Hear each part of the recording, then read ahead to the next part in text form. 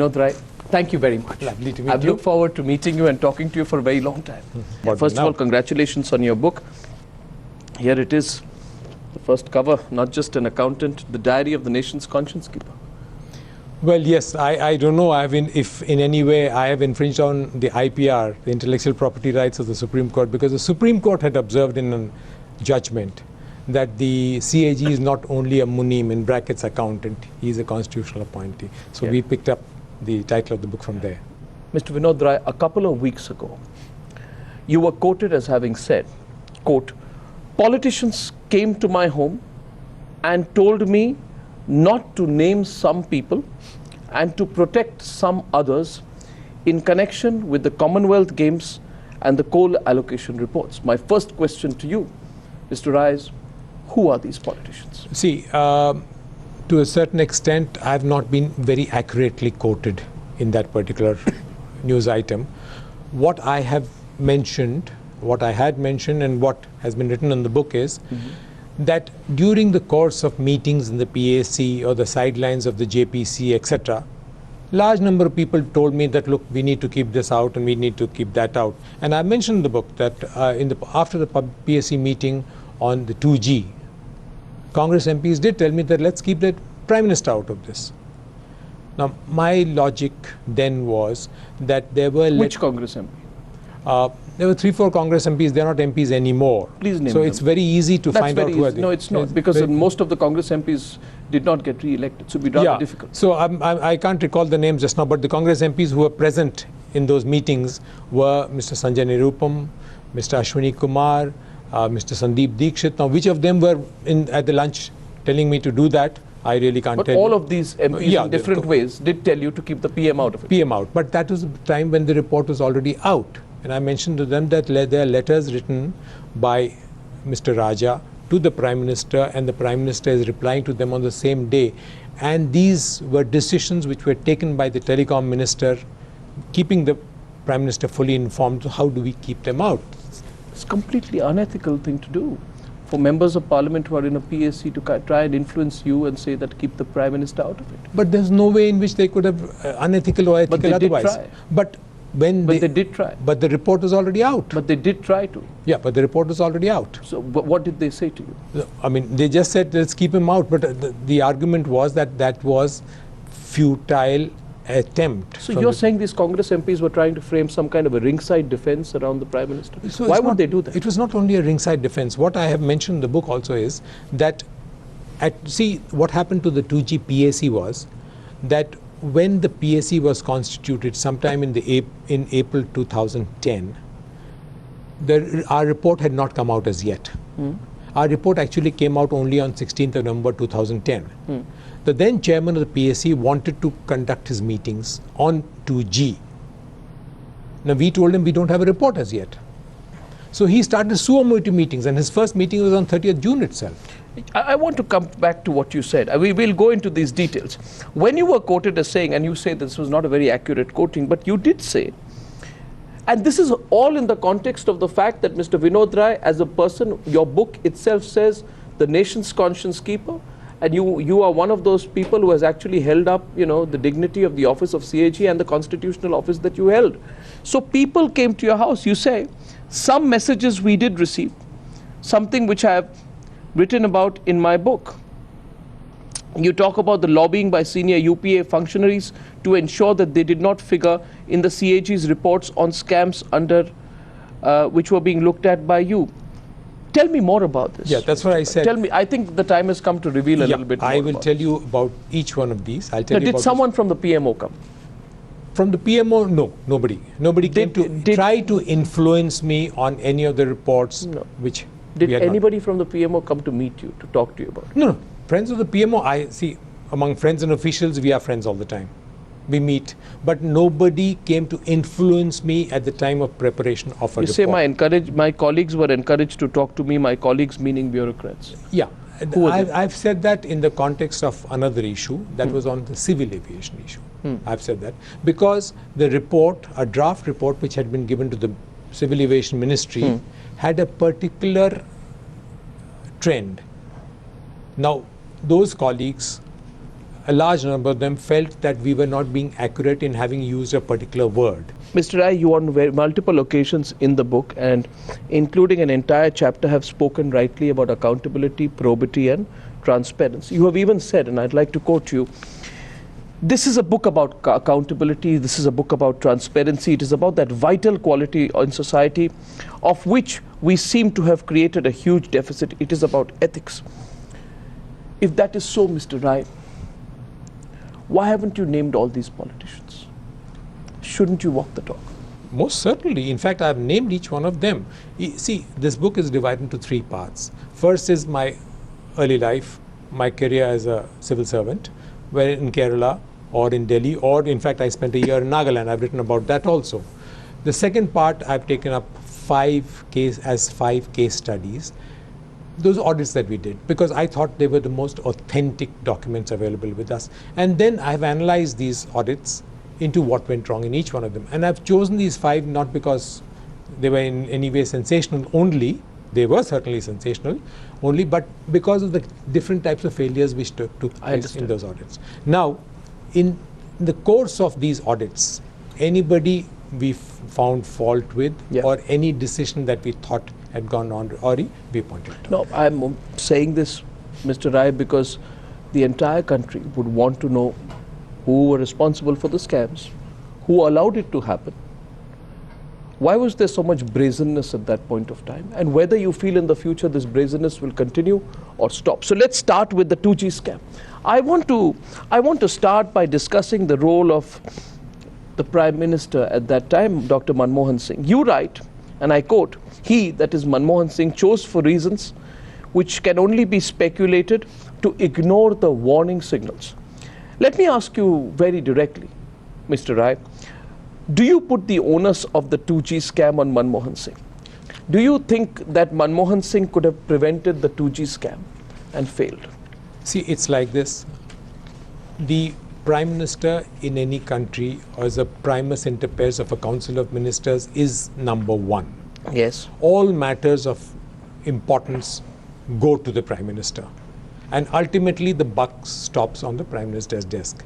In this particular case, I found that there were ministers of his own council who were writing to him time and again that saying problems are, or there is talk about developments in the telecom sector. I've quoted Mr. Kamal Nath, who was then the Commerce and Industry Minister, writing to the Prime Minister and expressing concern about the developments in the sector.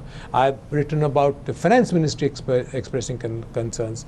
I've written about the Law Ministry expressing concerns. Now, all these things went to the Prime Minister. So the Prime Minister could have replied to all of these things differently? The Prime Minister, you yourself have said the Prime Minister could have responded to Mr. A. Raja differently.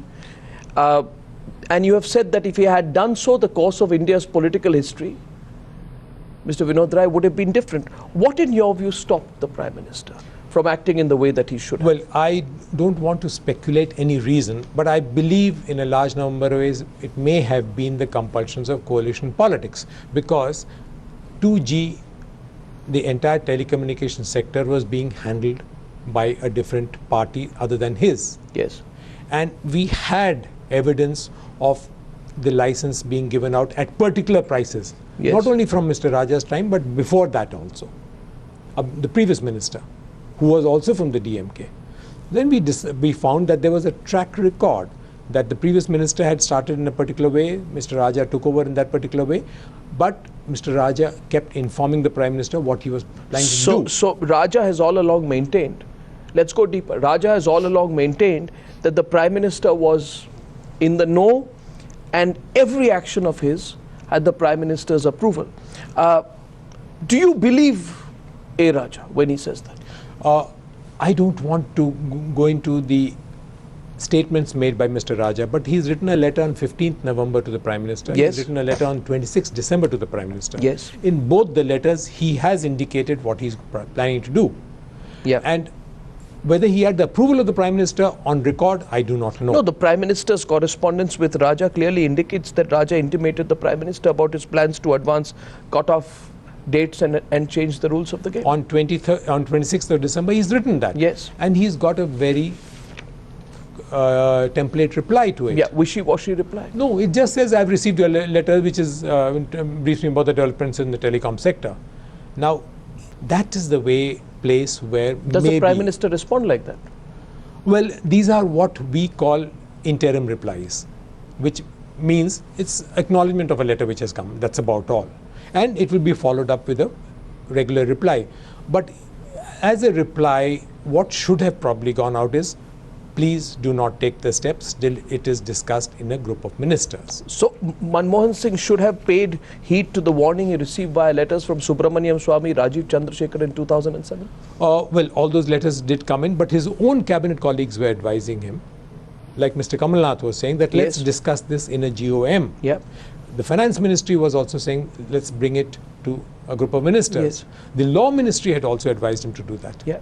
No, but somehow it didn't take place. So he could have put his foot down, insisted on an auction instead of just acknowledging the receipt of Raja's letters? May not necessarily have been an auction. May not necessarily be an auction. Could have been any course of action. Yeah. But a unilateral decision taken by the then telecom minister. Yeah, he could have been more assertive, you'd say, vis-a-vis Mr. Raja, instead of just accepting his version of the events. I mean, you know, this letter here, which you quote in your book, 2 or 3 times the Prime Minister says, Dear Shri Raja, I have received your letter of 26 December 2007 regarding recent developments in the telecom sector. With warm regards, yours sincerely, Manmohan Singh. That's what I called a template response. It's a ridiculous response. It's a template response. That's why you're being polite about it. Well, this is what we call an interim response. It is only to say, well, I've received your letter. Yeah, he could have overruled Raja. In a couple of days' time, or maybe at that particular time, also said, take it to a group of ministers, as he was advising otherwise also. Yeah, he didn't do that. He could have annulled the licenses allotted by Raja in that 4-month window between licenses given and the actual spectrum allotted. The licenses could have been annulled in that period had the Prime Minister put his foot down. Well, that would have been an extreme step, but it could have been stopped, because between this letter of 26 December and 10th of January, when the LOIs were actually issued, there was a fortnight's time. Well, then in that case, it's quite obvious, Mr. Rai, that a person who had 7 or 8 stages of the development and evolution of one of the biggest scams in the world, the 2G scam, who could have acted and stopped it all, was Manmohan Singh. Well, as I told you, that the buck stops on the Prime Minister's desk in any parliamentary democracy. He is the CEO of the country. He can stop or he can initiate, both. Yes. I've written in the book that he probably chose not to stop. No, but you have said that the Prime Minister was completely aware, and this is the nub of the issue. You have written that it is obvious, and I'm only enumerating what you have written. It is obvious from the exchange of these letters between Raja and the Prime Minister that the Prime Minister was indeed aware of Raja's intentions as way back as November, December 2007. So he was completely aware of it. Most certainly so, and that's why I reproduced those letters which were in public domain but may not have been seen by a large number of people, and that's the letter of 15th November and 26th December. Now that all these letters are out and a larger part of these are in the appendices of your book, Mr. Vinod Rai, is there any doubt in your own mind? And that's why I began by saying today is the time to speak up, Mr. Rai. It's not a day to hold back. And I'm sure that you respect the Prime Minister. I'm sure you remember the days when he probably taught you at the Delhi School of Economics. But I'm asking you, as a journalist to the former CAG, to speak up and tell me whether you think all of this scam, this whole first come, first served 2G scam could have happened without the active involvement of the then Prime Minister of India. That's exactly why I have said that if he had put his foot down, probably the course of the fate of UPA 2 would have been different. If he had put his foot down and stopped this process from unfolding. It could have been any other process. We were not prescribing a process. It could have been any other process, but this process was faulty in a large number of ways. And the government has also accepted that rules and regulations have not been followed, goalposts have been shifted. Yes, the computation that we did, they have been debating the amounts. It's a dereliction of duty, Mr. Rai, that you're talking about. Well, dereliction of duty, whichever way you put it, whichever way you put it. But the Prime Minister was completely aware of each development in the 2G. The 26th December letter makes it very clear about what the intentions of the then minister were. Why did you hold yourself back at that time? No, did you speak to the Prime Minister?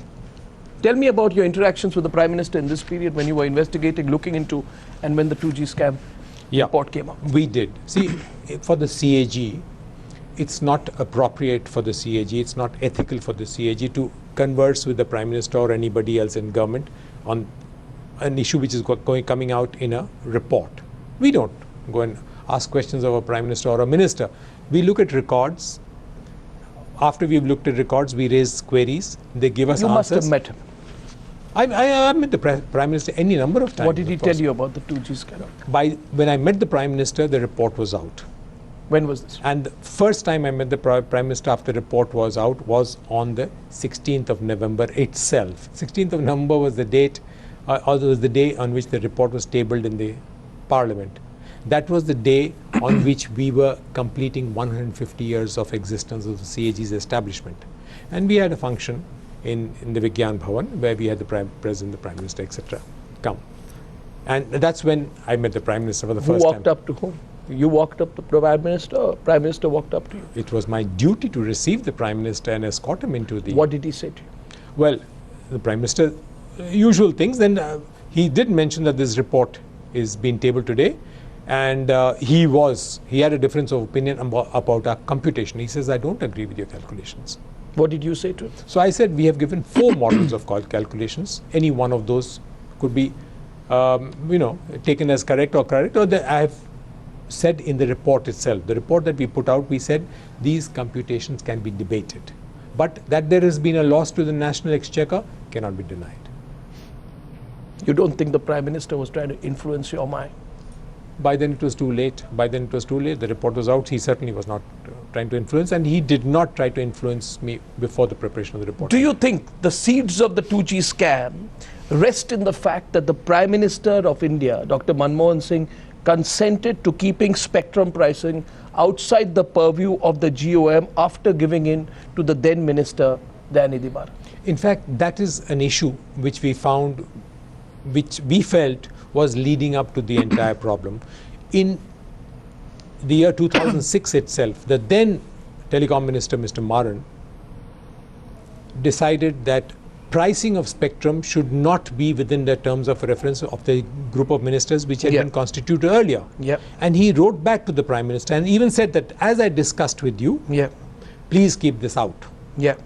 And though the terms of reference were issued and the meeting should have taken place, for the entire calendar of 2006, not a single meeting of the group of ministers took place because pricing continued to be a part of the terms of reference. It was in December that the Cabinet Secretariat issued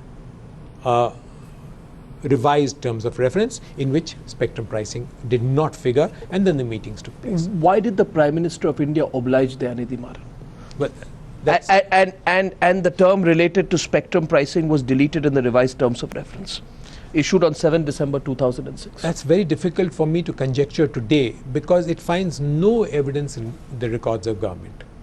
There must have been conversations, but audit normally goes by records only, and we didn't find any other record excepting this exchange. No, but how can you say that? On 28th February 2006, Maran wrote a letter to Manmohan Singh and asked spectrum pricing to be kept out of the GOM's purview. Yes, I said in January and February, he's written twice. And in that he's also mentioned that as discussed with you, which means he did make a pitch in a person-to-person discussion to keep spectrum pricing out. And whatever assurance the Prime Minister may have given, but the terms of reference were not changed. And since they were not changed, the meeting did not take place. But there is no written proof that the Prime Minister obliged Dayanidhi Maran. There is no evidence, no record evidence on record, which shows that how this issue has been examined to remove pricing from the spectrum. Mr. Vinod Rai, is the 2G scam got a lot to do with the Prime Minister of India keeping his fingerprints off the scam while trying to influence the process from behind? Well, that's not possible for any Prime Minister. It's not possible for any Prime Minister because what happens is each of these large issues do land up on the table of the Prime Minister. Mr. Rai, you refer, now let's go back to a certain MP from the ruling party, that is the Congress, who during a PAC meeting went on to question the Finance Ministry for its failure to compute losses in the 2G case. The same MP, you say, went out to point out how the deal for Swan was a sweetheart deal and called it a black and white case. Who is this MP? See, what happened was... Who is this MP? Now, wait, let me see if I can remember. Congress party MP who during a PAC meeting questioned the finance ministry for its failure to compute losses on the 2G case, and actually went on to point out how the deal was forsworn was a sweetheart deal and called it a black and white case. Yeah. See, what happened was, Who was the MP? I'll tell you.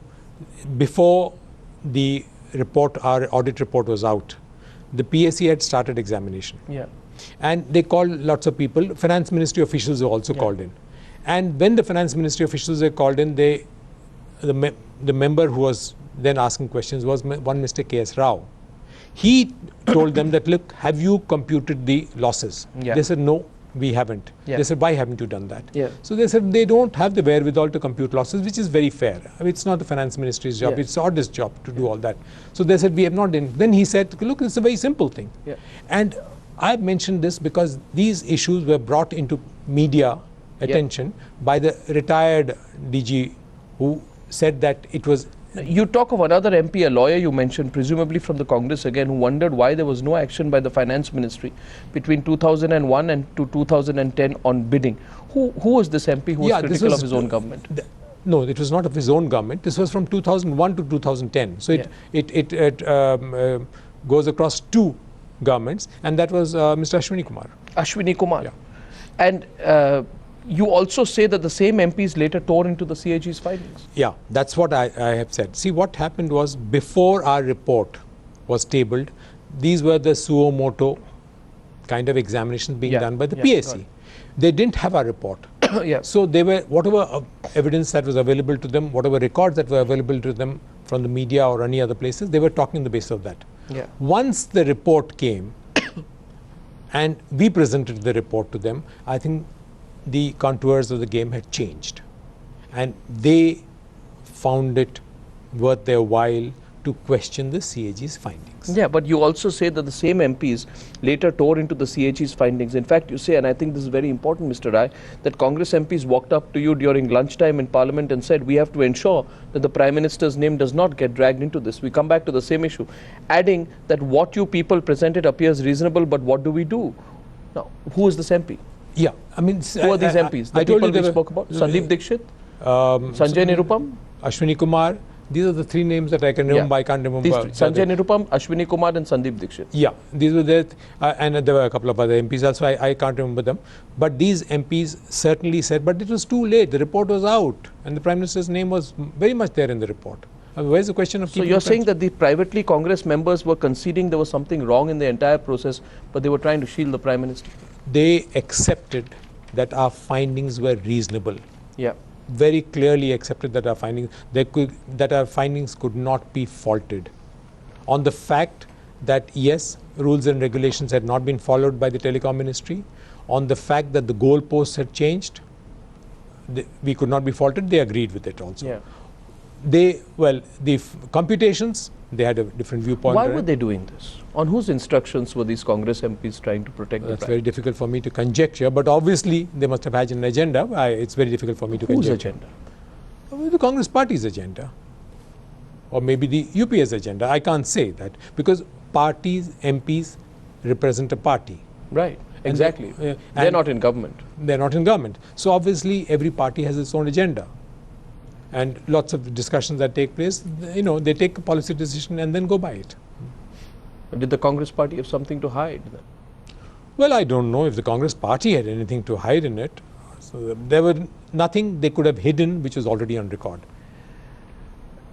Mr. Rai, you were under pressure, you say clearly, I mean, but in your public utterances, you have maintained there was no pressure at all on you during the auditing process. You've been asked this question a couple of times, I think once to a magazine, once to Rediff, and you keep saying, I face no direct pressure, accepting everyone saw through the media. Are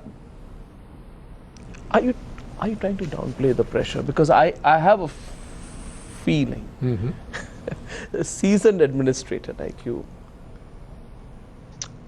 you feel that the fact that you did not give in to the pressure justifies the fact that you don't have to speak about where the pressure came from. Am I correct? Certainly not. Well, it's an equally seasoned journalist asking me these questions. Okay. But let me not half as seasoned as you, sir. But let me assure you that pressures, if any, had come. Number one, they would not have made any impact on us, because the Indian Audit and Accounts Department, I must say, are very professional, totally apolitical, and they don't get exposed to any political leanings in their career. So there's nothing that they need to be cowed down upon. But pressures, if any, that can only come through the media space. How? And well, in the media space, people were talking about the fact that the CAG was exceeding his mandate, the CAG was going to media. I thought the media was supporting you. Media was very supportive. The judiciary has been very supportive. In fact, that's some of the reasons why these stories have continued to produce practical results, you know. They have. I mean, the audit reports that we put out in Did you ever leak a story to the media? We leaked a Did story? you ever leak a No. story? No. Did you ever, in your moment of perhaps, you know, different form of epiphany, think that, you know, you will not get to the truth the normal way, hence it is important to put the material out in the public domain, because none other than the Prime Minister of India accused you of crossing the line vis-a-vis the media? Yeah. I was confident about one thing, that there was no pressure or force which could have stopped us from getting to the truth. Page number 66, I think you recount that part with fair amount of bitterness, don't you, sir? You know, where he said, 29th June 2011, he accused you of leaking stories. He said, well, I think the CAG also leaks. And it is not a function of the CAG. It has never been that the CAG has held a press conference as the present CAG, referring to you, has done. But nobody is commenting on this. It is not right for the CAG to go into issues which are not the concern of the CAG. It is not the CAG's business to comment on policy issues. They should limit themselves to the mandate given under the Constitution. We are a permissive society. If the media can get away with murder, so can the CAG. He was chiding your office, not just you personally. I wish he had told me this personally. He had not. He spoke to media on this. Right. We were certainly very upset about it.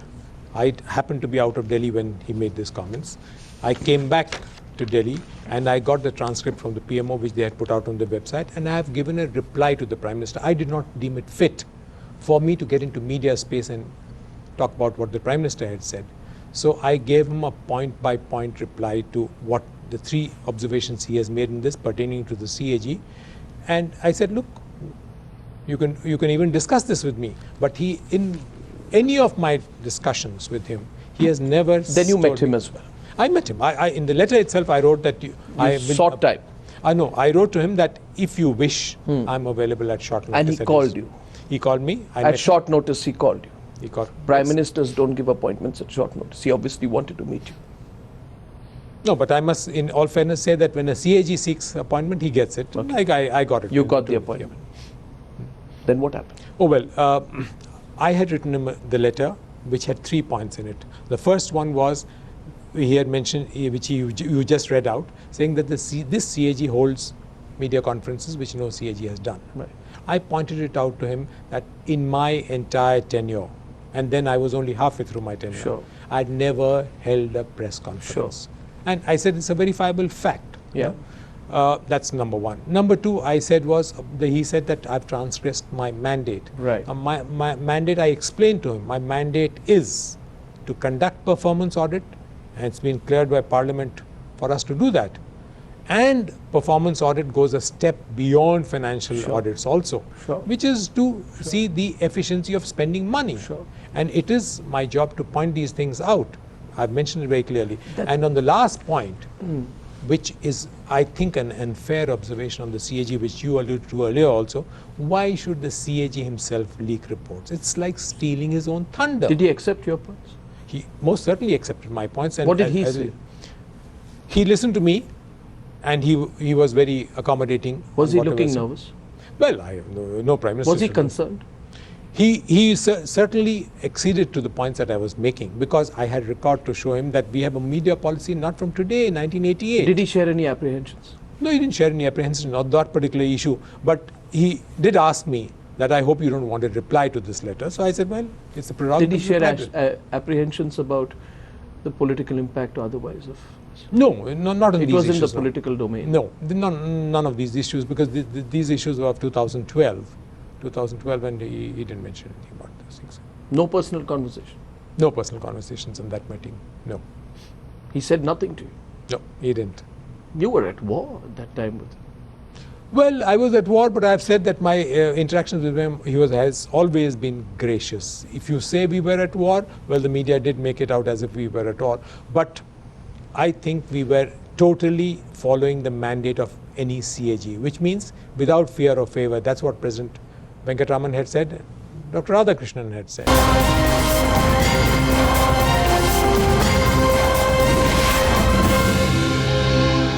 Mr. Rai, let me move to Colgate.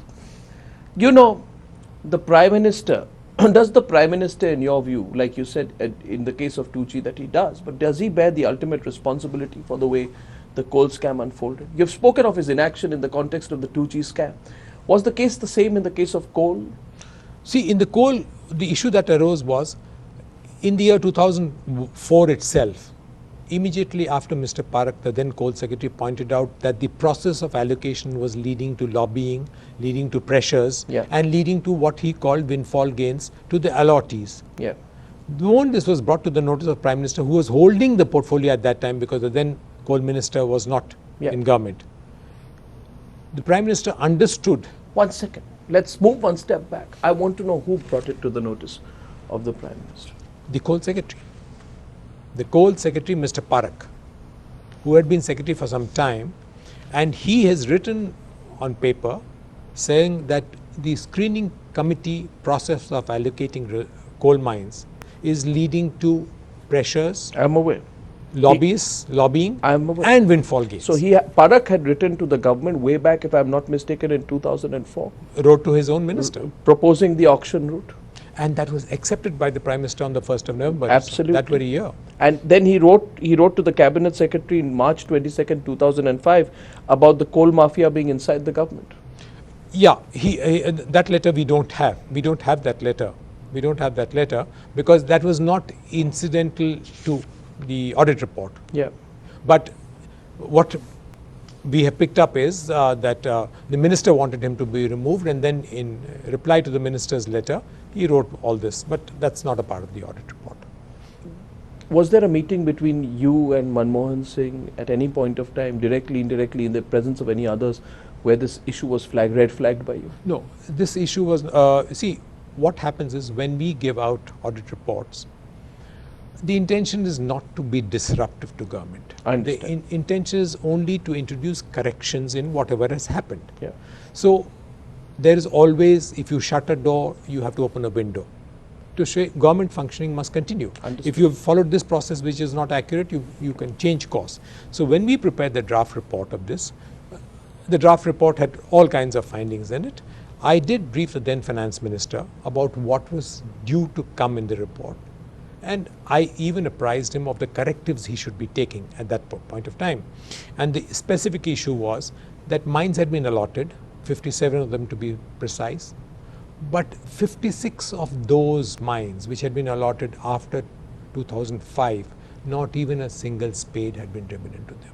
Which means the people had got the mines, but they had not started mining. Now there was no reason why, you see, government allotted these captive mines with the express purpose of boosting up power generation. And power generation requires coal linkage, fuel linkage. And that's why these mines were given. You can't take mines and keep sitting on them till 2012. What did the then finance minister do with your advice? He said, yes, we must bring this to notice to the Prime Minister. And we did bring this to the notice of Prime Minister that the draft report is out. And before the final report comes, the government must take its own. You say we did, as in there was a meeting? I mean, the finance minister and me. The finance minister and you? Yes. Met? I mean, we had a meeting with the Prime Minister. The then finance minister and you had a meeting with the Prime Minister? Yeah. The Prime Minister was apprised by both of us. Have you revealed this also in your book? We haven't talked about meetings because... But there was a meeting between you, the then Prime Minister Dr. Manmohan Singh, and the then Finance Minister. I presume you're referring to the present President of India, yes, Pranab Mukherjee. to indicate what were the findings in When the draft. when was this meeting? This was at the stage of the preparation of the draft report. Which around which time frame would it be, sir, you think? I don't recall when the coal report was put out, but it must have been about 2 months before the final report was tabled. Because we have a process in which we report the draft findings to government, so that if government has to make any comments on it, and we don't want to be factually incorrect. Yes. We at that time we point out the draft findings, and this discussion should have taken place around that time. And so what did the Prime Minister do? Well, I don't know. None of the advice that I really gave, or none of the suggestions that I made, emanated from government. The government just gave us a reply to whatever the things were, and talked about our computation and said, look, legislative processes take a long time, so from 2004 to 2012 we haven't been doing. Well, that's it. We incorporated all the... Did you ever hear back? Did you have any conversation with those who were in that meeting? Either the then Finance Minister or the Prime Minister on what happened? Well, not really. We didn't get a hear back, but evidently these issues must have been discussed among the cabinet colleagues, and it must have been decided to go through with whatever... What was the then Finance Minister's own view? Did he take what you said seriously? Well, yes, the Finance Minister, in fact, I must say to the credit of the then Finance Minister, Mr. Pranab Mukherjee, 2-3 issues which I brought to his notice, immediately took them. Another notice, the issue that we brought to his notice was amendments which the Audit Act needed to be taken, and he acted upon immediately. So this is a strange situation we are getting at, where the then Finance Minister, Pranab Mukherjee, takes what you say very seriously. He picks up on the issue, and he and you go and meet Manmohan Singh, and you apprise him of all these issues. And eventually we find a situation where it is the voice of people like Shri Prakash Jaiswal which prevails, but not the voice of the then Finance Minister, Pranab Mukherjee. How could this have happened? No. And after this happens, how sincere in your view, please now be completely honest with me, sir, how sincere in your view, sir, was Manmohan Singh being? And please do not prevaricate. I know that when you want to be, you can be polite to a fault, but it's politeness on one side versus being frank on frankly speaking on the other. How sincere was the Prime Minister when he gave himself a clean chit on the 3rd of January 2014 saying, I feel sad because I was the one, and I kept insisting that spectrum allocations should be transparent, fair, equitable. I was the one, he said, I was the one who insisted that coal allocations should be done on the basis of auctions. These facts are forgotten, media plays into the hands of the opposition, and I will be proven right later. How sincere was he being? He was accurate to the extent that he said, yes, auctions should be the process for coal allotment. But after having taken the decision in November of 2004, why it took so much of time for this process to be introduced is anybody's guess. What's your guess? Well, there were evidently people in government and outside government who didn't want a change in the process. It was very cozy for them to continue with the process which was ongoing. And he played along with them. Well, whether he played along with it or the issue finally reached him or not, I really can't say about it because the records don't show any of those things. But yes, the situation did not change, and only very recently, till very recently also, the auction process has not commenced as yet. Mr. Rai, it appears to me that the constant theme of your book, which is vocal on the issue of accountability, is this. How accountable is Manmohan Singh for the misdemeanors of his subordinates? You have spoken about the 2G scam. You've spoken about the coal scam, which we discussed, but now also the CWG scam. Mr. Rai, when the PMO confirmed that Suresh Kalmadi, and each of these facts are very important today because as our viewers are seeing this, they're recollecting what was happening in that period. You know, and therefore it is your responsibility to share. When the PMO confirmed that Suresh Kalmadi should be chair of the organizing committee, was it complicit in allowing Kalmadi to subvert the process of establishing his hold over the organizing committee of the CWG, and with it the alleged corruption that came with it? Because you had red flagged the CWG games and what was happening sometime earlier. See, the Commonwealth Games before they were played out in India were played out in Australia. Yeah. We had a huge contingent of people, 139 if I remember correctly, who had gone much in advance to study how they had played it out in Australia.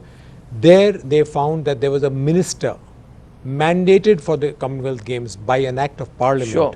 and who were given this. So it was very much in the government domain that the Commonwealth Games were to be implemented.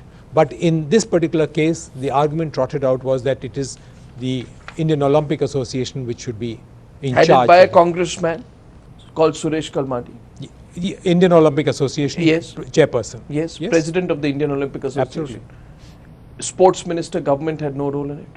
They did not. In fact, the then late sports minister, Mr. Sunil Dutt, wrote very strongly against it also. What did the Prime Minister do? What did the Prime Minister do? After that letter was received, I don't think any action was taken on it. So the Prime Minister did nothing there as well. Well, that was far too early in the games. But had the Prime Minister intervened at that point of time, had the Prime Minister intervened, instead the Prime Minister, as per your page number 125, you say, in December 2004, the PMO wrote to the Ministry of Sports that institutional arrangements had been evolved for the conduct of the games and Suresh Kalmadi should be the chair of the organizing committee and the executive board. In other words, government money being spent by a body which was not by a accountable. body that is not accountable to the government, only perhaps in some indirect way accountable to the Congress party, because the president of the IOA was a congressman. Yeah, but because it was in form and in substance both incorrect. So the Prime Minister could have, Mr. Rai, don't hold yourself, but the Prime Minister could have stopped the Commonwealth Games scam from happening by introducing systems of accountability, at least in the large spends which were happening at that time, but he did not. He was simply acting as a postman. Well, systems of accountability have played out even in that setup. But unfortunately, what happened was the games got into a huge mess before they actually... Sir, Suresh Kalmadi's position was strengthened by the Prime Minister of India, Dr. Manmohan Singh, in December 2004, 5 to 6 months after the general elections. I'm only going by what is in your book. Yeah. And you end that paragraph by saying, after this, Suresh Kalmadi had arrived. Absolutely accurate. Because after that, when the Prime Minister wrote, the PMO wrote to the Sports Ministry saying this will be the formulation of the committee, it was totally within Suresh Kalmadi or the chairperson or president of the IOA to control the entire Commonwealth Games. And he did in fact control it entirely. So the Prime Minister of India certified an unaccountable structure to spend huge amounts of taxpayer money. That's exactly why I said in form and in substance both it was incorrect. Should the Prime Minister have not done that?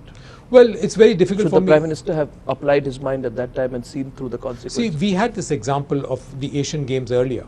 Asian Games, if you recall, were Mr. Bhuta Singh was then actually made in charge of the Asian Games and he was a sitting minister.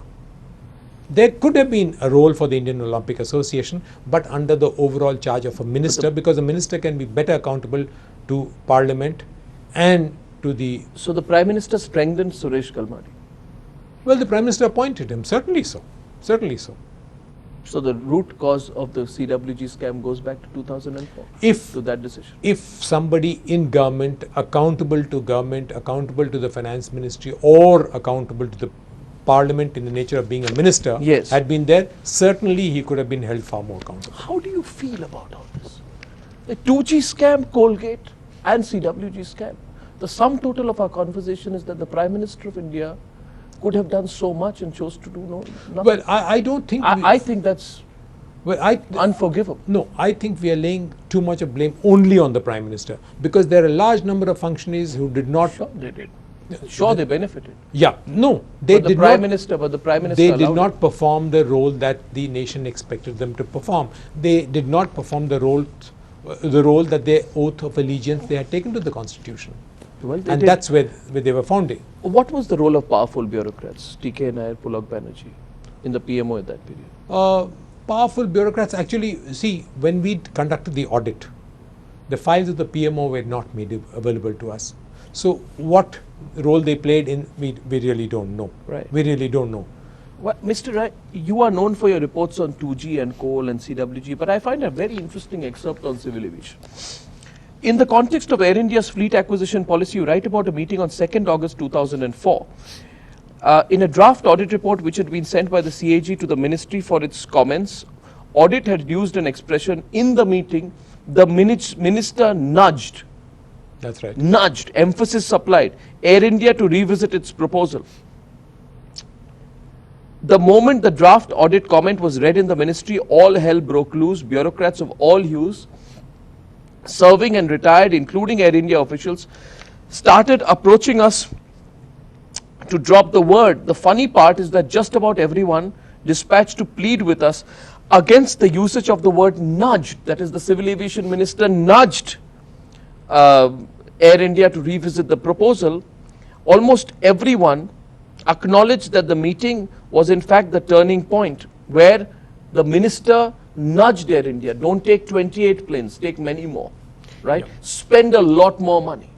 So the minister was telling Air India, you may have planned for X number of planes, but you may need 2x or 2.5x or 3x, right? So the minister was almost coercing Air India to spend a huge amount of money. Now, my question to you, sir, is, who is the minister? See, the Minister of Civil Aviation then was Mr. Praful Patel. Right. Okay. This meeting took place on 2nd of August. Right. And it took place in the context of the fact that the then CMD of Air India, I think it was Mr. Tulsi Das, yes, he brought forth a proposal which had been approved by the Air India board to purchase 28 aircraft. Right. Now, then in that meeting it transpired that the minister said that you must have a longer term perspective. I wouldn't understand how this were to happen. A board approves a decision to have 28 aircraft. That's exactly what we Some also thought must have gone into. Yeah, that's exactly what we also felt, because it's the job of the board to keep their commercial antenna up. Yes. Which route is more profitable, which should be non-stop, which aircraft is better, yeah, which seat type is better. Absolutely, I agree. Is the job of. How many planes did they finally buy? They bought 68 of them. So they wanted to take 28, they took 68. 68. 40 more planes. Because what happened was, then this meeting took a decision that they look at a longer term perspective. The CMD went back to his board, discussed it. The board sought a clarification, which also I've mentioned in it. And the clarification was, what exactly? So they said, look, you have to look at a longer term perspective, which was clearly the government indicating to Air India that, look, you must buy a larger number of aircraft. Now, we found this strange. What kind of money would that involve? Oh, well, it was about 38,000 crores. Extra? Totally 38,000 crores. Yeah, it went up from about $1,000 million to about $6,000 million. That's the way it went.